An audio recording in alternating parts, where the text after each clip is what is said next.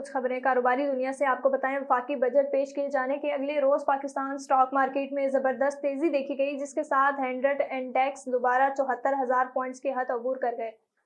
کاروباری ہفتے کے چوتھے روز کاروبار کے دوران سٹاک مارکیٹ میں زبردست تیزی کا رجحان ہے۔ سٹاک مارکیٹ میں 1945 پوائنٹس اضافے کے بعد 100 انڈیکس 74,742 پوائنٹس کی سطح پر ٹریڈ کر رہا ہے۔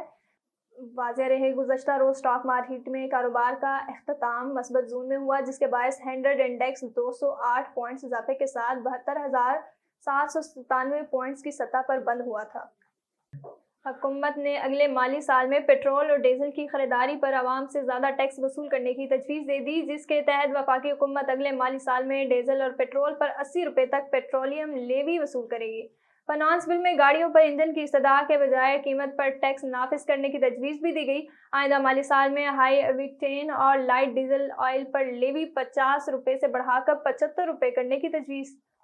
حکومت نے ٹیکس نہ دینے والے شہریوں کے بیرون ملک سفر پر پابندی لگانے کا فیصلہ کر لیا۔ تفصیلات کے مطابق گزشتہ روز وزیر خزانہ محمد اورنگزیب نے مالی بجٹ 2025 کا وفاقی بجٹ پیش کر دیا، جس میں اخراجات کا تخمینہ 18,877 ارب روپے لگایا گیا۔ ترقیاتی بجٹ کے لیے 1,400 ارب روپے رکھے گئے۔ وفاقی بجٹ میں جاری اخراجات کی مد میں 17,203 ارب روپے رکھے گئے۔